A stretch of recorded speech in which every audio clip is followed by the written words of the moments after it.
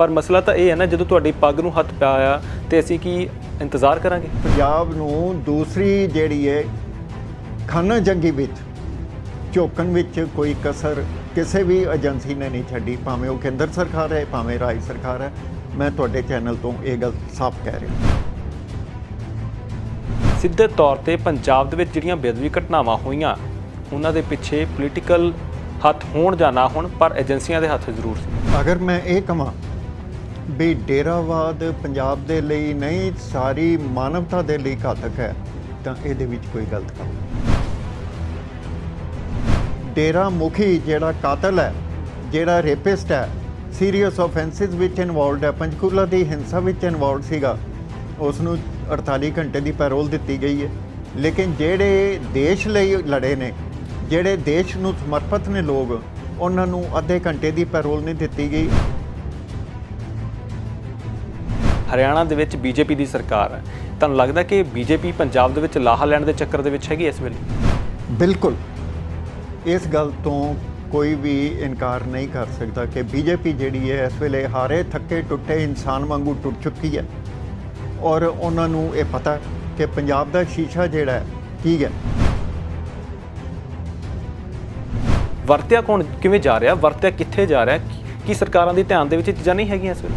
हर डेरे वाला इस वेले इक्को गल ते ही ध्यान केंद्रित है, मैं कितनी जायदाद बना ली, मेरे किहड़ी जगह ते सेंटर बन गए। बीबी जगीर कौर जी श्रोमणी गुरुद्वारा प्रबंधक कमेटी के प्रधान ने, बाय कर्टसी अकाली दल, और उन्हों का यह कहा जाता भी अपना डेरा बेगोवाल दे विच है, तो जे डेरे के प्रधान नूं, डेरे के संचालक नूं, डेरे के सरबराह नूं असीं SGPC दे जिहड़ी है असीं एक मार्गदर्शन करन लई उन्हां नूं लाया उत्थे जां कुछ कीता है, तो मेरा ख्याल है भी ये एक सब तो वड्डी साजिश है। रोज़ाना स्पोक्समैन देख रहे हो तुसीं, इस वक्त तुहाडे नाल तुहाडा अपना दोस्त हरदीप सिंह भोगल। पंजाब दे विच डेरावाद की गल करिए तां पिछले लंबे समय तो ये सवाल उठते रहे ने कि डेरावाद क्यों पैर पसार रहा है तो इसने किस तरीके दे नाल साडीआं नस्लों के उपर असर किया, तो नाल दी नाल सब तो वड्डी गल यह है कि इस तरीके नाल पंजाब की असल जिहड़ी भाईचारक सांझ सी उहदे उपर सੱਟ मारी है। समय समय ते विचार चर्चावां हुंदियां रहिंदियां ने, सवाल खड़े हुंदे रहिंदे ने, पर असल कारण की ने कि किस तरीके दीयां कार्रवाइयां होणीआं चाहीदियां सी जां किस तरीके दे नाल डेरावाद जिहड़ा वधदा जा रहा है तो इहने पंजाब दा किस तरीके दे नाल घाण कीता हैगा। सब तो वड्डा सवाल यही अज भी साडे दरपेश खड़ा हैगा। पर नाल दी नाल पिछले दिनां दे विच जिस तरीके नाल डेरिਆਂ दे उपर सियासत हो रही है उन्हें भी बहुत वड्डियां जिहड़ियां साडे सामने चुनौतियां पैदा कीतियां ने। अज इस तमाम विषय ते उचेचे तौर पर गलबात कर रही हैं साडे नाल एडवोकेट सीधे तौर पर जगमोहन सिंह भट्टी जुड़े ने। सर सब तो पहला बहुत बहुत स्वागत है जी तुहाडा। भुगल साहब, तुहानूं तुहाडे सारे परिवार नूं इस मीडिया नूं मेरे वल्लों ਵਧਾਈਆਂ इस गल दियां भी तुसीं पंजाब नाल, पंजाब दी जिहड़ी पंजाबीयत है ਉਹਦੇ ਨਾਲ जुड़े होए हो और लोगों नूं जोड़ते रहते हो। तुहाडा धन्नवाद। बट सब तो पहला तो जिस तरीके के हालात बने हुए हैं, डेरावाद एक बड़ा अहम असी कह लीए भी एक इदां दा शब्द हैगा जिन्हें किते ना किते पंजाब दे अंदर सीधे तौर पर बहुत नुकसान किया हैगा पिछले दिनों के विच। ते जदों दा डेरेवाद दे नाल सियासत जुड़दी है तो सवाल उस तो भी ज़्यादा वड्डे हो जाते हैं। सब तो पहला जे असीं इस गल की अज शुरुआत करनी आ तो ये डेरावाद तुहानूं की लगदा किन्ना क घातक हैगा पंजाब दे लई? अगर मैं ये कहां भी डेरावाद पंजाब दे लई नहीं सारी मानवता दे लई घातक है तो ये कोई गलत गल नहीं। कारण बड़े स्पष्ट ने। अगर जे इस डिबेट नूं असी या इस वार्तालाप नूं, इस इंटरव्यू नूं असी जिन्ना भी कर दईए उन्ना ही समा थोड़ा होएगा, लेकिन इस विषय के उत्ते गल कदी खत्म नहीं हो सकती। 31 मार्च 1849 विच पंजाब की अनैक्सेशन हुई सी, अंग्रेज़ों ने की सी पंजाब की अनैक्सेशन भारत नाल। और जदों उन्होंने अनैक्सेशन की सी उदों तो ही सॉवरन पंजाब जिहड़ा सी महाराजा रणजीत सिंह दे काल दा, उस दे विच देखिया जाए तो डेरावाद की कोई पनप या उपज नहीं सी। अगर जे मैं ये कहां तो ये कोई गलत गल नहीं। ਅੰਗਰੇਜ਼ਾਂ ਨੇ ਸਿੱਖਾਂ ਨੂੰ ਕਮਜ਼ੋਰ ਕਰਨ ਦੀ ਖਾਤਰ, ਕਿਉਂਕਿ ਸ਼ਾਹ ਮੁਹੰਮਦ ਦਾ ਜੰਗਨਾਮਾ ਬੜਾ ਸਪਸ਼ਟ ਲਿਖਦਾ ਹੈ, ਸ਼ਾਹ ਮੁਹੰਮਦ ਦਾ ਇੱਕ ਸਰਕਾਰ ਵਜੋਂ ਫੌਜਾਂ ਜਿੱਤ ਕੇ ਵੀ ਅੰਤ ਨੂੰ ਹਾਰੀਆਂ ਨੇ। ਜਦੋਂ ਉਹ ਇਹ ਗੱਲ ਦਾ ਇਸ਼ਾਰਾ ਕਰਦਾ ਹੈ ਤਾਂ ਇਸ ਦਾ ਮਤਲਬ ਇਹ ਹੈ, ਇਹ ਅੰਗਰੇਜ਼ਾਂ ਦੇ ਲਈ ਇੱਕ ਖਤਰੇ ਔਰ ਚੇਤਾਵਨੀ ਦੀ ਘੰਟੀ ਸੀ ਵੀ ਸਿੱਖ ਕੌਮ ਜਿਸ ਨੇ ਆਪਣਾ 50 ਸਾਲ ਵਧੀਆ ਰਾਜ ਦਿੱਤਾ ਹੈ, ਉਸ ਰਾਜ ਨੂੰ ਭੁਲਾਉਣ ਦੀ ਖਾਤਰ ਅੰਗਰੇਜ਼ਾਂ ਨੇ ਡੇਰਾਵਾਦ ਦਾ ਜਿਹੜਾ ਬੀਜ ਸੀ ਉਹ ਬੋਇਆ। 1835 ਵਿੱਚ ਲਾਰਡ ਮੈਕਾਲੇ, ਜਿਹਨੇ ਇੰਡੀਅਨ ਪੀਨਲ ਕੋਡ ਭਾਰਤ ਦਾ ਲਿਖਿਆ, ਉਸ ਨੇ ਹਿੰਦੁਸਤਾਨ ਸਾਰੇ ਦਾ ਦੌਰਾ ਕੀਤਾ ਸੀ ਔਰ ਉਸ ਨੇ ਇਹ ਦੇਖਿਆ ਸੀ ਵੀ ਅਸੀਂ ਇੱਥੇ ਰਾਜ ਕਿਵੇਂ ਤੇ ਕਿਸ ਹਿਸਾਬ ਨਾਲ ਕਰ ਸਕਦੇ ਹਾਂ। ਉਹਨਾਂ ਨੇ ਜਦੋਂ ਸਾਰੇ ਹਿੰਦੁਸਤਾਨ ਦਾ ਦੌਰਾ ਕੀਤਾ ਤੇ ਸਾਡੇ ਲੋਕਾਂ ਦੀ ਪਰਪੱਕਤਾ ਆਪਣੀਆਂ ਟ੍ਰੈਡੀਸ਼ਨਸ ਵਾਸਤੇ ਇੰਨੀ ਜ਼ਬਰਦਸਤ ਸੀ ਕਿ ਅਸੀਂ ਆਪਣੀ ਚੀਜ਼ ਨੂੰ ਪ੍ਰੈਫਰ ਕਰਦੇ ਸੀ, ਬਾਹਰ ਦੀ ਚੀਜ਼ ਨੂੰ ਅਸੀਂ ਕਦੀ ਪ੍ਰੈਫਰ ਨਹੀਂ ਸੀ ਕਰਦੇ। ਸਾਡਾ ਜਿਹੜਾ ਸਰਜਰੀ ਸਿਸਟਮ ਸੀਗਾ ਉਹ ਅੰਗਰੇਜ਼ਾਂ ਦੇ ਸਰਜਰੀ ਸਿਸਟਮ ਤੋਂ ਕਿਤੇ ਬਿਹਤਰ ਸੀ। ਇਸ ਸਾਰੇ ਕਾਸੇ ਨੂੰ ਰੋਲਣ ਦੀ ਖਾਤਰ ਉਹਨਾਂ ਨੇ ਸਟੱਡੀ ਕੀਤੀ ਮੈਕਾਲੇ ਸਾਹਿਬ ਨੇ, ਔਰ ਉਹਨਾਂ ਨੇ ਇਹ ਇੱਕ ਸਿੱਟੇ ਤੱਥ ਦਿੱਤੇ ਬ੍ਰਿਟਿਸ਼ ਗਵਰਨਮੈਂਟ ਨੂੰ, ਜੇ ਇਹਨਾਂ ਉੱਤੇ ਰਾਜ ਕਰਨਾ ਹੈ ਤਾਂ ਇਹਨਾਂ ਨੂੰ ਇਹ ਦੱਸਣਾ ਪਏਗਾ ਕਿ ਸਾਡੀਆਂ ਚੀਜ਼ਾਂ ਜਿਹੜੀਆਂ ਉਹ ਘਟੀਆ ਤੇ ਜਿਹੜੀਆਂ ਇਹ ਵਿਦੇਸ਼ੀ ਚੀਜ਼ਾਂ ਨੇ ਉਹ ਸਾਡੇ ਤੋਂ ਜ਼ਿਆਦਾ ਬਿਹਤਰ ਨੇ। ਇੱਥੋਂ ਲੀਡ ਮਿਲੀ ਸਿੱਖ ਫੌਜ ਨੂੰ ਕਮਜ਼ੋਰ ਕਰਨ ਦੀ, ਸਿੱਖਾਂ ਨੂੰ ਕਮਜ਼ੋਰ ਕਰਨ ਦੀ। ਮਹਾਰਾਜਾ ਰਣਜੀਤ ਸਿੰਘ ਦੀ ਡੈਥ ਤੋਂ ਬਾਅਦ ਸਿੱਖਾਂ ਦੀ ਗਿਣਤੀ ਕੇਵਲ 18 ਲੱਖ ਦੇ ਕਰੀਬ ਰਹਿ ਗਈ ਸੀ। ਉਸ ਢਾਹ ਨੂੰ ਲਾਉਣ ਲਈ ਅੰਗਰੇਜ਼ਾਂ ਨੇ ਡੇਰਾਵਾਦ ਦੀ ਉਪਜ ਪੈਦਾ ਕੀਤੀ। ਜਿੰਨੇ ਉਹਨਾਂ ਦੇ ਸਿੱਖ ਫੌਜ ਦੇ ਵਿੱਚ ਕੋਈ ਗ੍ਰੰਥੀ ਸਨ ਜਾਂ ਕੋਈ ਹੋਰ ਕਿਸੇ ਅਹੁਦੇ 'ਤੇ ਧਾਰਮਿਕ ਆਪਣਾ ਪ੍ਰੀਸਟ ਦੇ ਤੌਰ 'ਤੇ ਉਹਨਾਂ ਨੇ ਕੰਮ ਕਰਾ ਰਹੇ ਸਨ, ਉਹਨਾਂ ਨੂੰ ਜ਼ਮੀਨਾਂ ਦਿੱਤੀਆਂ। ਉਹ ਜ਼ਮੀਨਾਂ ਦੇ ਕੇ ਉਹਨਾਂ ਨੇ ਡੇਰਾਵਾਦ ਕੀਤਾ। ਜੇ ਤੁਸੀਂ ਉਸ ਵੇਲੇ ਦੇ ਸੰਤਾਂ ਦੀ ਬੈਕਗਰਾਊਂਡ ਦੇਖੋ ਤਾਂ ਉਹਨਾਂ ਸਾਰਿਆਂ ਦੀ ਬੈਕਗਰਾਊਂਡ ਜਿਹੜੀ ਹੈ ਫੌਜ ਨਾਲ ਸੰਬੰਧਿਤ ਹੈ। ਸੰਤ ਈਸ਼ਰ ਸਿੰਘ ਜੀ, ਫਲਾਣਾ ਸੰਤ ਜੀ, ਫਲਾਣਾ ਸੰਤ ਜੀ, ਜਿਹੜੇ ਵੀ ਸੰਤ ਨੇ 5 6 7 ਉਹਨਾਂ ਨੇ ਪੈਦਾ ਕੀਤੇ। ਇਹਦੇ ਤੋਂ ਡੇਰਾਵਾਦ ਦਾ ਜਿਹੜਾ ਬੀਜ ਹੈ ਉਹ ਪਨਪਿਆ। ਇਸ ਤੋਂ ਅੱਗੇ ਥੋੜ੍ਹਾ ਜਿਹਾ ਚੱਲੀਏ ਤਾਂ ਉਹਨਾਂ ਨੇ ਜਿਹੜੀ ਨਾਮਧਾਰੀ ਲਹਿਰ ਹੈ ਉਸ ਨੂੰ ਵੀ ਜਨਮ ਦੇਣ ਵਿੱਚ ਸਹਿਯੋਗ ਦਿੱਤਾ। ਜਿਹੜਾ ਆਪਣਾ ਤੁਸੀਂ ਕਹਿ ਲਓ ਸਮੇਂ ਤੇ ਬਹੁਤ ਸਾਰੀਆਂ ਉਸ ਵੇਲੇ ਮੈਨੂੰ ਲੱਗਦਾ ਬਹੁਤ ਸਾਰੇ ਇਦਾਂ ਦੇ ਵੱਖ-ਵੱਖ ਡੇਰੇ ਪੈਦਾ ਕੀਤੇ ਗਏ, ਡੇਰੇ ਪੈਦਾ ਕੀਤੇ ਗਏ। ਜਿਵੇਂ ਅੱਜ ਦੇ ਅਸੀਂ ਗੱਲ ਕਰ ਲਈਏ, ਮੌਕੇ ਦੇ ਹਾਲਾਤਾਂ ਦੀ ਗੱਲ ਕਰ ਲਈਏ, 2 ਡੇਰਿਆਂ ਨੂੰ ਲੈ ਕੇ ਬੜੀਆਂ ਚਰਚਾਵਾਂ ਨੇ। ਇੱਕ ਤਾਂ ਡੇਰਾ ਸਿਰਸਾ ਹੋ ਗਿਆ, ਦੂਜਾ ਬਿਆਸ ਹੋ ਗਿਆ। ਬਿਆਸ ਡੇਰਾ ਵਾਲਿਆਂ ਤੇ ਇਹ ਇਲਜ਼ਾਮ ਨੇ ਕਿ ਉਹ ਲੋਕਾਂ ਦੀ ਜ਼ਮੀਨ ਹੜਪੀ ਜਾ ਰਹੇ ਨੇ। 22-20 ਪਿੰਡਾਂ ਨੇ ਉਹਨਾਂ ਤੇ ਕੇਸ ਕੀਤਾ ਹੋਇਆ। ਦੂਜੇ ਪਾਸੇ ਡੇਰਾ ਸਿਰਸਾ ਨੂੰ ਲੈ ਕੇ ਚਰਚਾਵਾਂ ਬਹੁਤ ਵੱਡੇ ਪੱਧਰ ਤੇ ਛਿੜੀਆਂ ਨੇ ਜੀ। ਇਹਨਾਂ ਨੂੰ ਜੇ ਅਸੀਂ ਇੱਧਰਲੇ ਪਾਸੇ ਨੂੰ ਆਈਏ, ਕਿਉਂਕਿ ਇਸ ਵੇਲੇ ਡੇਰਾ ਸਿਰਸਾ ਜਿਹੜਾ ਹੈਗਾ ਬੜੇ ਚਰਚਾਵਾਂ ਦੇ ਵਿੱਚ ਹੈਗਾ, ਉਹ ਤੁਹਾਨੂੰ ਕੀ ਲੱਗਦਾ ਜਿਸ ਤਰੀਕੇ ਨਾਲ ਪਿਛਲੇ ਦਿਨਾਂ ਦੇ ਵਿੱਚ ਪੈਰੋਲ ਮਿਲੀ ਹੈ ਡੇਰਾ ਮੁਖੀ ਨੂੰ, 48 ਘੰਟਿਆਂ ਦੀ ਪੈਰੋਲ ਦਿੱਤੀ ਗਈ, ਤੇ ਦੂਜੇ ਪਾਸੇ ਇੱਕ ਵੱਡਾ ਤਬਕਾ ਸਿੱਖਾਂ ਦਾ ਅਜਿਹਾ ਹੈਗਾ ਜਿਹੜਾ ਹਾਲੇ ਵੀ ਜੇਲ੍ਹਾਂ ਦੇ ਵਿੱਚ ਬੰਦ ਹੈਗਾ, ਤੇ ਉਹਨਾਂ ਨੂੰ ਲੈ ਕੇ ਲਗਾਤਾਰ ਸਵਾਲ ਉੱਠਦੇ ਰਹਿੰਦੇ ਨੇ ਕਿ ਇਹ ਦੋਹਰੇ ਮਾਪਦੰਡ ਸਾਡੇ ਦੇਸ਼ ਦੇ ਵਿੱਚ ਕਿਉਂ? ਤੁਸੀਂ ਐਡਵੋਕੇਟ ਹੋ, ਤੁਸੀਂ ਨੇੜਿਓਂ ਦੇ ਕਾਨੂੰਨ ਨੂੰ ਸਮਝਦੇ ਹੋ, ਇਹ ਦੋਹਰੇ ਮਾਪਦੰਡ ਕਿਉਂ ਦੇਸ਼ ਦੇ ਵਿੱਚ ਸਾਡੇ ਚੱਲ ਰਹੇ ਨੇ? ਇਹ ਦੋਹਰੇ ਮਾਪਦੰਡ ਜਿਹੜੇ ਸਾਡੇ ਦੇਸ਼ ਵਿੱਚ ਚੱਲ ਰਹੇ ਨੇ, ਇਹੀ ਸਾਡੀ ਇਕਨੋਮੀ ਲਈ ਇੱਕ ਸਭ ਤੋਂ ਵੱਡਾ ਜਿਹੜਾ ਸੈਟਬੈਕ ਨੇ। ਇਹ ਘਾਤਕ ਪ੍ਰੂਵ ਹੋ ਰਹੇ ਨੇ। ਮੋਦੀ ਸਾਹਿਬ ਕਹਿੰਦੇ ਨੇ $5 ਟ੍ਰਿਲੀਅਨ ਦੀ ਇਕਨੋਮੀ ਜਿਹੜੀ ਹੈ ਮੈਂ ਬਣਾਉਣੀ ਹੈ। ਅਮਰੀਕਨ ਜਿਹੜੇ ਨੇ ਵੀਜ਼ਾ ਲੈਣ ਲਈ ਲਾਈਨ ਲਾ ਕੇ ਆਇਆ ਕਰਨਗੇ, ਹਿੰਦੁਸਤਾਨ ਦਾ ਵੀਜ਼ਾ ਦਿਓ। ਔਰ ਕਿੰਨੀ ਹਾਸੋਹੀਣੀ ਔਰ ਖਿੱਲੀ ਗੱਲ ਜਿਹੜੀ ਹੈ ਇਹਦੀ ਉਡਾਈ ਜਾ ਰਹੀ ਹੈ ਸੋਸ਼ਲ ਮੀਡੀਆ 'ਤੇ। ਤੁਹਾਨੂੰ ਵੀ ਪਤਾ, ਮੈਨੂੰ ਵੀ ਪਤਾ, ਜਿਹੜੇ ਸਾਡੇ ਦਰਸ਼ਕ ਵੀਰ ਸੁਣ ਰਹੇ ਨੇ ਉਹਨਾਂ ਨੂੰ ਵੀ ਪਤਾ। ਕਾਰਨ ਬੜਾ ਸਪਸ਼ਟ ਹੈ। ਸਾਡੇ ਜੇ ਕਾਨੂੰਨ ਦੇ ਵਿੱਚ ਦੋਹਰੇ ਮਾਪਦੰਡ ਨਾ ਹੋਣ, ਜਿਵੇਂ ਹੁਣ ਤੁਸੀਂ ਗੱਲ ਕੀਤੀ ਹੈ, ਡੇਰਾ ਮੁਖੀ ਜਿਹੜਾ ਕਾਤਲ ਹੈ, ਜਿਹੜਾ ਰੇਪਿਸਟ ਹੈ, ਸੀਰੀਅਸ ਆਫੈਂਸਿਸ ਵਿੱਚ ਇਨਵੋਲਵਡ ਹੈ, ਪੰਚਕੂਲਾ ਦੀ ਹਿੰਸਾ ਵਿੱਚ ਇਨਵੋਲਵਡ ਸੀਗਾ, ਉਸ ਨੂੰ 48 ਘੰਟੇ ਦੀ ਪੈਰੋਲ ਦਿੱਤੀ ਗਈ ਹੈ। ਲੇਕਿਨ ਜਿਹੜੇ ਦੇਸ਼ ਲਈ ਲੜੇ ਨੇ, ਜਿਹੜੇ ਦੇਸ਼ ਨੂੰ ਸਮਰਪਿਤ ਨੇ ਲੋਕ, ਉਹਨਾਂ ਨੂੰ ਅੱਧੇ ਘੰਟੇ ਦੀ ਪੈਰੋਲ ਨਹੀਂ ਦਿੱਤੀ ਗਈ। ਉਹਨਾਂ ਦੇ ਕੇਸਾਂ ਨੂੰ ਕਿਵੇਂ ਸੋਚਿਆ ਗਿਆ, ਸਮਝਿਆ ਗਿਆ, ਵਿਚਾਰਿਆ ਗਿਆ, ਇਹ ਇੱਕ ਸਾਰੀ ਇੰਟਰਨੈਸ਼ਨਲ ਬਰਾਦਰੀ ਲਈ ਸਾਰੀ ਦੁਨੀਆ ਦੀ ਸਟੇਜ ਦੇ ਉੱਤੇ ਇੱਕ ਬੜਾ ਵੱਡਾ ਸਵਾਲ ਹੈ, ਜਿਸ ਵਜ੍ਹਾ ਕਰਕੇ ਇਹ ਮੰਨਿਆ ਜਾ ਸਕਦਾ ਹੈ ਕਿ ਕੋਈ ਵੀ ਬੈਸਟ ਇਨਵੈਸਟਰ ਜਿਹੜਾ ਹੈ, ਵਿਦੇਸ਼ਾਂ ਤੋਂ ਇੱਥੇ ਆ ਕੇ ਭਾਰਤ ਨਹੀਂ ਪੈਸਾ ਆਉਂਦਾ। ਲਾਉਣ ਲਈ ਤਿਆਰ ਤਿਆਰ ਨਹੀਂ ਹੈ। ਇਸ ਦਾ ਇੱਕ ਪ੍ਰਤੱਖ ਪ੍ਰਮਾਣ ਹੋਰ ਹੈ। ਅੱਜ ਕਿਸੇ ਸੱਜਣ ਨਾਲ ਗੱਲ ਹੋ ਰਹੀ ਸੀ, ਉਹ ਇਹ ਦੱਸ ਰਹੇ ਸੀ ਵੀ ਮੋਦੀ ਸਾਹਿਬ ਨੇ 250 ਟਨ ਸੋਨਾ ਜਿਹੜਾ ਹੈ, ਬ੍ਰਿਟਨ ਵਿੱਚ ਜਾਂ ਕਿਸੇ ਹੋਰ ਕੰਟਰੀ ਵਿੱਚ ਭੇਜ ਦਿੱਤਾ ਤੇ 35,000 ਕਰੋੜ ਰੁਪਏ ਦਾ ਕੋਈ ਹਿਸਾਬ ਨਹੀਂ ਦਿੱਤਾ।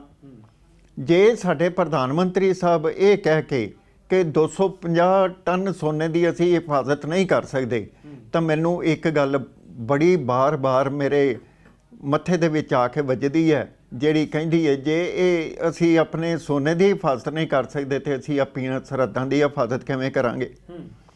ਅਸੀਂ ਆਪਣੇ ਲੋਕਾਂ ਦੀ ਹਿਫਾਜ਼ਤ ਕਿਵੇਂ ਕਰਾਂਗੇ? ਕਰੋਨਾ ਕਾਲ ਦੇ ਵਿੱਚ ਆਪਣੇ ਲੋਕਾਂ ਦੀ ਕਿਹੋ ਜਿਹੀ ਅਸੀਂ ਹਿਫਾਜ਼ਤ ਕੀਤੀ ਹੈ, ਇਹ ਵੀ ਆਪਣੇ ਆਪ ਦੇ ਵਿੱਚ ਇੱਕ ਬੜੇ ਵੱਡੇ ਸਕੈਂਡਲ ਨੇ।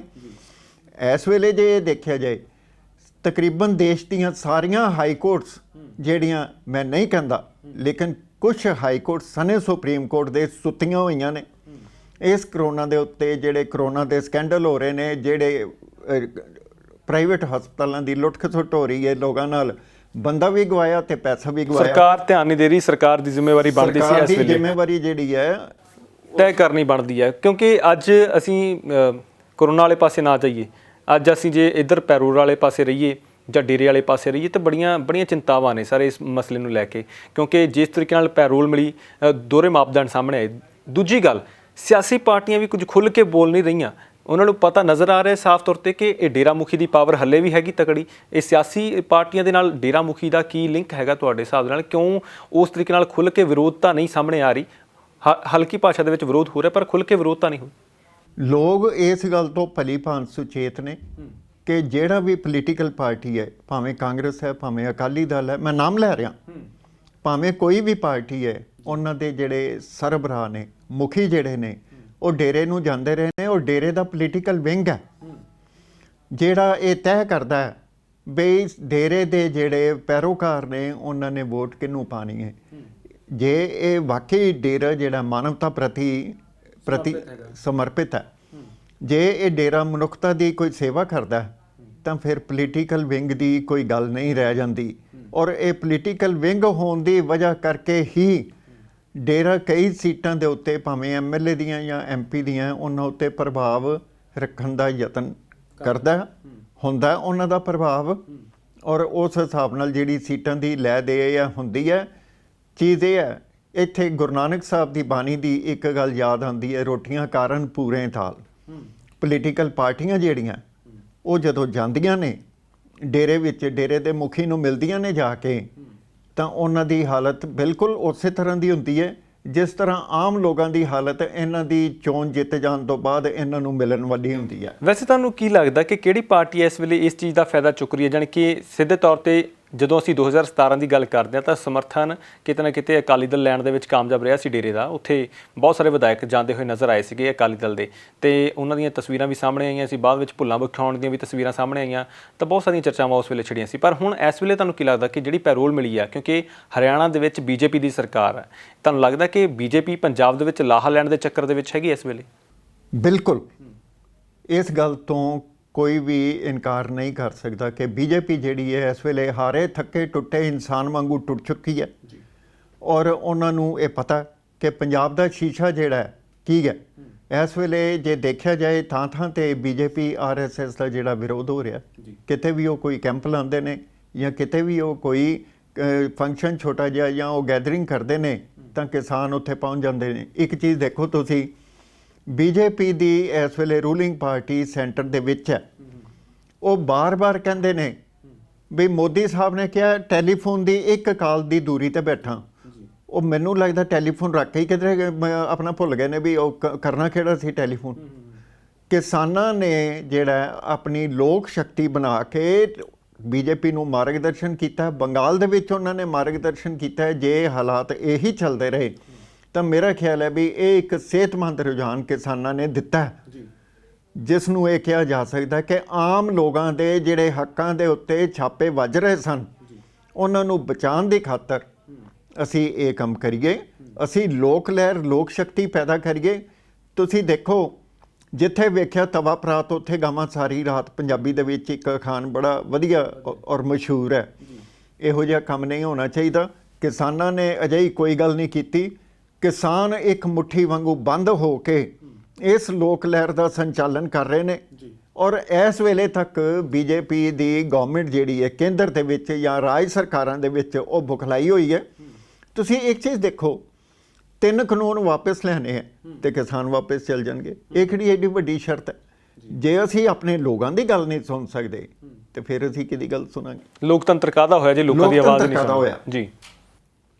ਜੇ ਇਹ ਗੱਲ ਦਿਮਾਗ ਵਿੱਚ ਆ ਜਾਏ ਕਿਸਾਨਾਂ ਦੇ ਵੀ ਇਹ ਲੋਕ ਜਿਹੜੇ ਨੇ ਡੇਰਾਵਾਦ ਤੋਂ ਜਾ ਕੇ ਇਹ ਤਾਕਤ ਲੈਂਦੇ ਨੇ ਤੇ ਡੇਰਾਵਾਦ ਵੀ ਜਿਹੜਾ ਹੈ ਉਹਦੇ ਵਿੱਚ ਵੀ ਕੁਛ ਨਾ ਕੁਛ ਕਿਸਾਨ ਵੀਰਾਂ ਦਾ ਹੱਥ ਚੱਲਦਾ ਹੋਏਗਾ। ਦੇਖੋ ਅੱਜ ਜੇ ਦੇਸ਼ ਦੇ ਲੋਕਾਂ ਨੂੰ ਮੁਫਤ ਅਨਾਜ ਕਈ ਜਗ੍ਹਾ ਤੇ ਦਿੱਤਾ ਜਾ ਰਿਹਾ, ਦੇਸ਼ ਦੇ ਕਈ ਖਿੱਤਿਆਂ ਵਿੱਚ, ਤਾਂ ਉਹ ਅਨਾਜ ਕਿੱਥੋਂ ਲਿਆਏ ਨੇ? ਕਿਸਾਨਾਂ ਦਾ ਬੀਜਿਆ ਹੋਇਆ ਅਨਾਜ ਹੈ ਜਿਸ ਨੂੰ ਉਹ ਲਿਆ ਕੇ ਵੇਚ ਰਹੇ ਨੇ ਔਰ ਲੁੱਟ ਖਸੁੱਟ ਕਿਹਦੀ ਹੋ ਰਹੀ ਹੈ? ਮਿਡਲ ਕਲਾਸ ਦੀ, ਜਿਹਦੇ ਪੈਸੇ ਤੋਂ ਇਹ ਜਿਹੜਾ ਅਨਾਜ ਖਰੀਦਿਆ ਗਿਆ। ਮਿਡਲ ਕਲਾਸ ਲਈ ਕੋਈ ਰਾਹਤ ਨਹੀਂ। ਮਿਡਲ ਕਲਾਸ ਦਾ ਤੇ ਇਹ ਹੈ ਬਈ ਤੇਰਾ ਕੌਣ ਭਲਾ ਕਰੇਗਾ?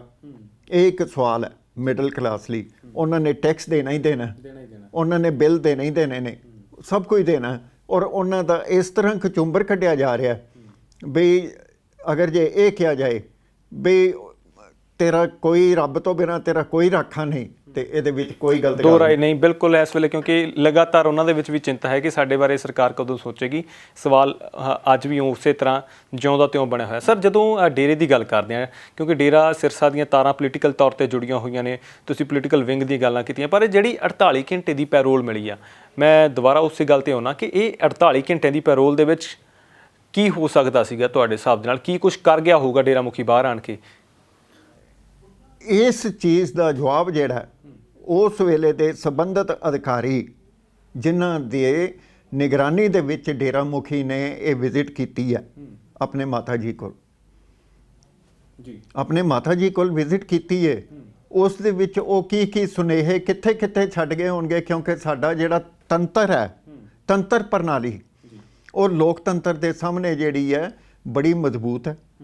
ਕਿਉਂਕਿ ਜਦੋਂ ਵੀ ਕੋਈ ਗੱਲ ਹੁੰਦੀ ਹੈ ਉਹਦੇ ਵਿੱਚ ਇੱਕੋ ਗੱਲ ਇਹ ਕਹੀ ਜਾਂਦੀ ਹੈ ਬਈ ਗਾਂਧੀ ਜੀ ਜਿੱਥੇ ਵੀ ਕੋਈ ਰੁਕਾਵਟ ਆਏਗੀ ਉਹ ਤੁਹਾਡਾ ਕੰਮ ਬਿਨਾਂ ਕਿਸੇ ਆਪਣਾ ਲੜਾਈ ਦੇ ਝਗੜੇ ਦੇ ਜਾਂ ਕਿਸੇ ਵੀ ਵਜ੍ਹਾ ਕਰਕੇ ਉਹ ਨਿਕਲਵਾ ਦੇਣਗੇ। ਗਾਂਧੀ ਜੀ ਤੋਂ ਮਤਲਬ ਕੀ ਹੈ? ਕਿਉਂਕਿ ਗਾਂਧੀ ਜੀ ਦਾ ਜਿਹੜਾ ਫੋਟੋਗ੍ਰਾਫ ਹੈ ਉਹ ਜਿਹੜਾ ਭਾਰਤ ਦੀ ਕਰੰਸੀ ਦੇ ਉੱਤੇ ਛਪਿਆ ਹੋਇਆ, ਉਹ ਦਿਓ ਤੇ ਕੰਮ ਕਰਾ ਲਓ।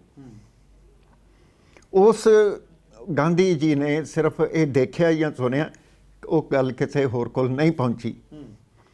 ਤੇ ਇਸ 48 ਘੰਟੇ ਦੇ ਵਿੱਚ ਤੰਤਰ ਕਿੰਨਾ ਕੁ ਵਿਕਿਆ, ਇਹ ਇੱਕ ਆਪਣੇ ਆਪ ਦੇ ਵਿੱਚ ਸਵਾਲ ਹੈ। ਕੌਣ ਪੁੱਛੇਗਾ ਔਰ ਕਿਹਨੂੰ ਪੁੱਛੋਗੇ ਤੁਸੀਂ? ਇਹ ਜਿਹੜਾ ਇੱਕ ਖਦਸ਼ਾ ਜਿਹੜਾ ਪੰਚਕੂਲਾ ਹਿੰਸਾ ਦਾ, ਜਿਸ ਦਿਨ ਡੇਰਾ ਮੁਖੀ ਨੂੰ ਸਜ਼ਾ ਸੁਣਾਈ ਗਈ ਸੀ ਕੇਸਾਂ ਦੇ ਵਿੱਚ, ਉਹ ਗੱਲ ਉਗੜ ਕੇ ਸਾਹਮਣੇ ਆਈ ਸੀ। ਈਵਨ 144 ਦੀ ਦਫਾ ਜਿਹੜੀ ਹੈ, ਪੰਚਕੂਲਾ ਦਾ ਡੀਸੀਪੀ ਜਿਹੜਾ ਉਹਨੂੰ ਆਰਡਰ ਹੀ ਨਹੀਂ ਸੀ ਪਾਸ ਕਰਨਾ ਆਇਆ। 144 ਧਾਰਾ ਦਾ ਆਰਡਰ ਕਿਵੇਂ ਪਾਸ ਕਰੀਦਾ? ਇਹ ਹਾਈ ਕੋਰਟ ਦੇ ਵਿੱਚ ਸਵਾਲ ਉੱਠਿਆ। ਉਸ ਵੇਲੇ ਉਸ ਪ੍ਰੋਸੀਡਿੰਗ ਦੇ ਵਿੱਚ ਮੈਂ ਉੱਥੇ ਸੀ, ਮੈਂ ਆਪਣੇ ਕਿਸੇ ਹੋਰ ਕੇਸ ਦੀ ਵੇਟ ਕਰ ਰਿਹਾ ਸੀ ਜਦੋਂ ਬੈਂਚ ਨੇ ਇਹ ਸਵਾਲ ਕੀਤਾ ਸੀ ਡੀਸੀਪੀ ਨੂੰ ਵੀ ਆਰਡਰ 144 ਦੇ ਇਸ ਤਰ੍ਹਾਂ ਦੇ ਹੁੰਦੇ ਨੇ, ਤਾਂ ਡੀਸੀਪੀ ਸਾਹਿਬ ਨੂੰ ਜਵਾਬ ਨਹੀਂ ਸੀ ਆਇਆ। ਜੇ ਪੁਲਿਸ ਪ੍ਰਣਾਲੀ ਤੰਤਰ ਨੂੰ ਇਸ ਤਰ੍ਹਾਂ ਖਰਾਬ ਕਰਦੀ ਹੈ ਤੇ ਮੇਰਾ ਖਿਆਲ ਹੈ ਵੀ ਜਿਹੜੀ ਗੱਲ ਮੈਂ ਕਹਿਣੀ ਚਾਹੁੰਦਾ ਉਹ ਸਾਰੇ ਸਾਡੇ ਸੂਝਵਾਨ ਦਰਸ਼ਕਾਂ ਨੂੰ ਸਮਝ ਲੱਗ ਗਈ ਹੋਣੀ ਹੈ ਵੀ ਮੈਂ ਕੀ ਕਹਿ ਰਿਹਾ। ਬਿਲਕੁਲ ਸਰ, ਬੜੀ ਅਹਿਮ ਚੀਜ਼ ਹੈ ਕਿ 2007 ਦੇ ਵਿੱਚ ਸਮਾਗਮ ਰਚਿਆ ਜਾਂਦਾ, 2015 ਦੇ ਵਿੱਚ ਬੇਅਦਬੀ ਹੁੰਦੀ ਹੈ, ਤਾਂ ਇਨਸਾਫ ਕਿੱਥੇ ਹੈਗਾ?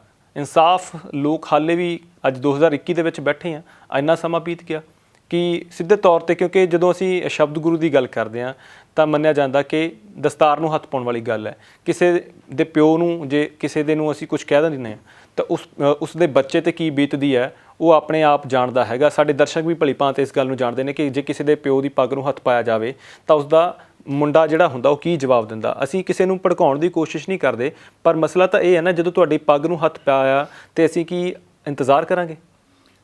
ਇਸ ਰੋਲ ਦੇ ਉੱਤੇ ਵੀ ਕਮਿਸ਼ਨ ਬੈਠਣਾ ਜ਼ਰੂਰੀ ਸੀ। ਜੇ ਕਮਿਸ਼ਨ ਬਹਿ ਜਾਂਦਾ ਤੇ ਕੀ ਅਰਥ ਸੀ? ਨਤੀਜਾ ਤੇ ਉਹੋ ਜਿਹਾ ਹੀ ਨਿਕਲਣਾ ਸੀ ਜਿਹੜਾ ਹੁਣ ਬਰਗਾੜੀ ਕਾਂਡ ਵਾਰੀ ਨਿਕਲਿਆ।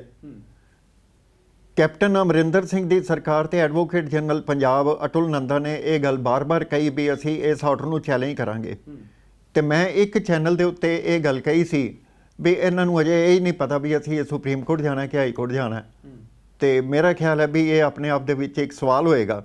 ਉਹ ਮੇਰੇ ਕਹਿਣ ਦਾ ਇਸ਼ਾਰਾ ਇਹ ਸੀ ਵੀ ਇਹਨਾਂ ਤੋਂ ਕੁਝ ਨਹੀਂ ਕਰ ਹੋਣਾ, ਇਹਨਾਂ ਨੇ ਕੋਈ ਇਹ ਆਰਡਰ ਚੈਲੰਜ ਨਹੀਂ ਕਰਨਾ, ਕਿਉਂਕਿ ਇਹ ਮਿਲੀ ਭੁਗਤ ਨਾਲ ਆਇਆ ਹੋਇਆ ਆਰਡਰ ਹੈ। ਜਦੋਂ ਮਿਲੀ ਭੁਗਤ ਹੋਵੇ ਉਹਦੇ ਵਿੱਚ ਭਾਵੇਂ ਸਵਾਂਗ 2007 ਵਾਲਾ ਆਇਆ ਹੋਵੇ ਤੇ ਭਾਵੇਂ 2015 ਦੇ ਬੇਅਦਬੀ ਕਾਂਡ ਆਏ ਹੋਣ, ਉਸ ਸਵਾਂਗ ਨੂੰ ਫਿਰ ਜਿਹੜੀ ਹੈ, ਮੈਂ ਕਹਿੰਦਾ ਰੱਬ ਦਾ ਸ਼ੁਕਰ ਹੈ ਕਿ ਪੰਜਾਬ ਦੇ ਲੋਕਾਂ ਨੇ ਸ਼ਾਂਤੀ ਨਾਲ ਜਿਹੜਾ ਉਸ ਚੀਜ਼ ਦਾ ਟਾਕਰਾ ਕੀਤਾ।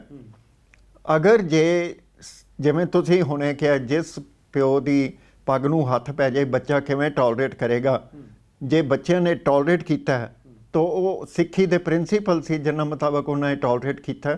ਨਹੀਂ ਤੇ ਪੰਜਾਬ ਨੂੰ ਦੂਸਰੀ ਜਿਹੜੀ ਹੈ ਖਾਨਾ ਜੰਗੀ ਵਿੱਚ ਝੋਕਣ ਵਿੱਚ ਕੋਈ ਕਸਰ ਕਿਸੇ ਵੀ ਏਜੰਸੀ ਨੇ ਨਹੀਂ ਛੱਡੀ, ਭਾਵੇਂ ਉਹ ਕੇਂਦਰ ਸਰਕਾਰ ਹੈ ਭਾਵੇਂ ਰਾਜ ਸਰਕਾਰ ਹੈ। ਮੈਂ ਤੁਹਾਡੇ ਚੈਨਲ ਤੋਂ ਇਹ ਗੱਲ ਸਾਫ਼ ਕਹਿ ਰਿਹਾ। ਭੱਟੀ ਸਾਹਿਬ, ਬੜੀ ਅਹਿਮ ਗੱਲ ਚੱਕੀ ਹੈ ਤੁਸੀਂ। ਕਿਉਂਕਿ ਅਸੀਂ ਲਗਾਤਾਰ ਬੇਅਦਬੀ ਦੇ ਮਸਲਿਆਂ ਦੀ ਬਹੁਤ ਸਾਰੀਆਂ ਖਬਰਾਂ ਲਗਾਤਾਰਤਾ ਦੇ ਵਿੱਚ ਕਰ ਰਹੇ ਹਾਂ। ਬਹੁਤ ਸਾਰੇ ਲੋਕਾਂ ਨੂੰ ਸਾਡਾ ਮਿਲਣਾ ਹੁੰਦਾ, ਬਹੁਤ ਸਾਰੇ ਜਿਹੜੇ ਸੀਨੀਅਰ ਅਫਸਰ ਆ ਜਿਨ੍ਹਾਂ ਦੇ ਨਾਲ ਅਸੀਂ ਲਗਾਤਾਰ ਇਨ ਟੱਚ ਦੇ ਵਿੱਚ ਹੈਗੇ ਵੀ ਕਾਰਵਾਈ ਪਹੁੰਚੀ ਕਿੱਥੇ ਆ, ਚੱਲ ਕੀ ਰਿਹਾ ਹੈ। ਤਾਂ ਜਦੋਂ ਅਸੀਂ ਸੱਚ ਜਾਣਨ ਦੀ ਕੋਸ਼ਿਸ਼ ਕਰਦੇ ਹਾਂ, ਪੋਲੀਟੀਕਲ ਬੰਦਿਆਂ ਨਾਲ ਵੀ ਮਿਲਦੇ ਹਾਂ, ਉਹਨਾਂ ਦੇ ਨਾਲ ਵੀ ਗੱਲਬਾਤ ਕਰਨ ਦੀ ਕੋਸ਼ਿਸ਼ ਕਰਦੇ ਹਾਂ, ਤਾਂ ਇੱਕ ਗੱਲ ਕਿਤੇ ਨਾ ਕਿਤੇ ਇਹ ਚੀਜ਼ ਨਿਕਲ ਕੇ ਆਉਂਦੀ ਹੈ ਵੀ ਸਿੱਧੇ ਤੌਰ 'ਤੇ ਪੰਜਾਬ ਦੇ ਵਿੱਚ ਜਿਹੜੀਆਂ ਬੇਅਦਬੀ ਘਟਨਾਵਾਂ ਹੋਈਆਂ ਉਹਨਾਂ ਦੇ ਪਿੱਛੇ ਪੋਲੀਟੀਕਲ ਹੱਥ ਹੋਣ ਜਾਂ ਨਾ ਹੋਣ, ਪਰ ਏਜੰਸੀਆਂ ਦੇ ਹੱਥ ਜ਼ਰੂਰ ਸੀ। ਇੱਥੇ ਇੱਕ ਗੱਲ ਧਿਆਨ ਵਿੱਚ ਲਿਆਉਣੀ ਪਏਗੀ, ਪੰਜਾਬੀਆਂ ਦੀ ਵਸੋਂ ਭਾਵੇਂ ਪਾਕਿਸਤਾਨ ਦਾ ਪੰਜਾਬ ਹੈ ਤੇ ਭਾਵੇਂ ਹਿੰਦੁਸਤਾਨ ਦਾ ਪੰਜਾਬ ਹੈ, 10 ਕਰੋੜ ਤੋਂ ਉੱਤੇ ਹੈ। ਔਰ ਇਹ ਪੰਜਾਬ ਦਾ ਇੱਕ ਨਵਾਂ ਇਤਿਹਾਸ ਤੇ ਨਵੀਆਂ ਹੱਦਾਂ ਸਿਰਜਣ ਦੇ ਕਾਬਲ ਨੇ ਇਹ ਲੋਕ। ਔਰ ਇਸ ਗੱਲ ਵੱਲ ਜਿਹੜਾ ਏਜੰਸੀਆਂ ਇਹਨਾਂ ਨੂੰ ਧੱਕ ਰਹੀਆਂ ਨੇ, ਜ਼ਬਰਦਸਤੀ ਧੱਕਿਆ ਜਾ ਰਿਹਾ। ਡਿਸਟਰਬ ਰਹੇ ਪੰਜਾਬ। ਉਹਦਾ ਕਾਰਨ ਕਿਉਂਕਿ ਇਹਨਾਂ ਨੇ ਰੋਟੀਆਂ ਕਾਰਨ ਪੂਰੇ ਤਾਲ ਤੇ ਜਿੱਥੇ ਵੇਖਿਆ ਤਵਾ ਪਰਾਤ ਉੱਥੇ ਗਾਵਾਂ ਸਾਰੀ ਰਾਤ ਤੋਂ ਉੱਤੇ ਨਿਕਲਣਾ ਹੀ ਨਹੀਂ।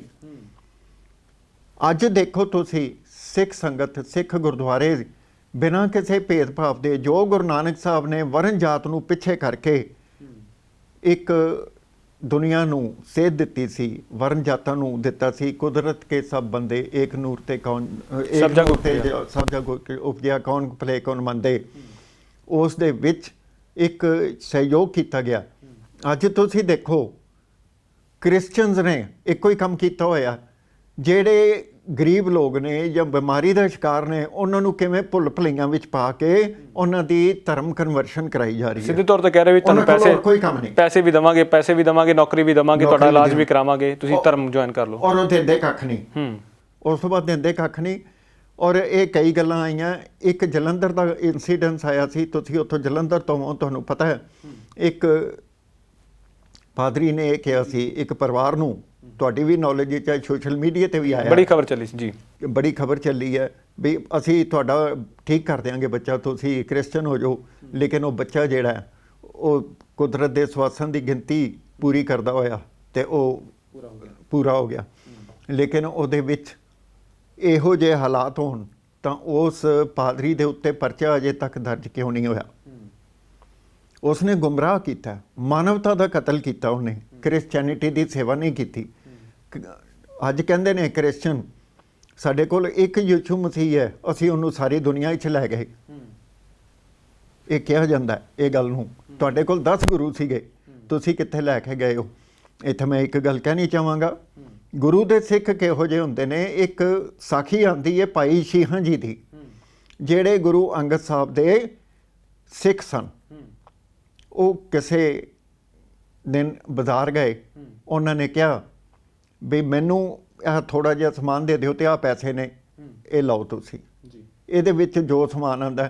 ਉਸ ਨੇ ਆਪਣੇ ਵੱਲੋਂ ਕੋਈ ਸਮਾਨ ਹੋਰ ਐਡ ਕਰ ਦਿੱਤਾ ਤਾਂ ਉਹਨਾਂ ਨੇ ਉਹਨਾਂ ਨੂੰ ਹੱਥ ਜੋੜ ਕੇ ਕਿਹਾ ਮੈਨੂੰ ਇਹ ਫालतू ਸਮਾਨ ਨਹੀਂ ਚਾਹੀਦਾ, ਜਿੰਨਾ ਮੇਰੇ ਪੈਸਿਆਂ 'ਚ ਆਉਂਦਾ ਮੈਨੂੰ ਓਨਾ ਹੀ ਚਾਹੀਦਾ।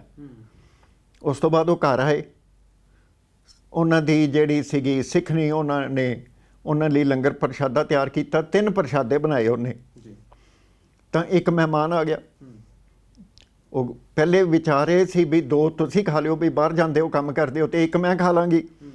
ਫਿਰ ਇਹ ਵਿਚਾਰ ਆਈ ਵੀ 1-1 ਖਾ ਲਾਂਗੇ, ਤੇ ਇੱਕ ਹੋਰ ਆ ਗਿਆ ਮਹਿਮਾਨ। ਉਹ ਕਹਿੰਦੇ ਕੋਈ ਗੱਲ ਨਹੀਂ, ਅਸੀਂ ਇਹਨਾਂ ਦੋਨਾਂ ਨੂੰ 1-1 ਖਵਾ ਦਿਆਂਗੇ, ਆਪ ਅੱਧਾ ਖਾ ਲਾਂਗੇ।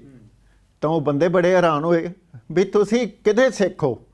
ਉਹਨਾਂ ਨੇ ਕਿਹਾ ਅਸੀਂ ਗੁਰੂ ਦੇ ਸਿੱਖ ਹਾਂ, ਇਹ ਗੁਰੂ ਦੀ ਸਿੱਖੀ ਹੈ, ਗੁਰੂ ਦੀ ਸਿੱਖੀ ਇਹ ਨਹੀਂ ਕੋਈ ਕਮਜ਼ੋਰੀ ਆਈ ਤੇ ਅਸੀਂ ਸਿੱਖੀ ਛੱਡ ਕੇ ਕ੍ਰਿਸਚਨ ਬਣ ਗਏ, ਕੋਈ ਹੋਰ ਕਮਜ਼ੋਰੀ ਆਈ ਤੇ ਅਸੀਂ ਕਿਸੇ ਲਾਲਚ ਵਸਾ ਕੇ, ਪੈਸਿਆਂ ਵਸਾ ਕੇ ਅਸੀਂ ਸਿੱਖੀ ਛੱਡ ਗਏ।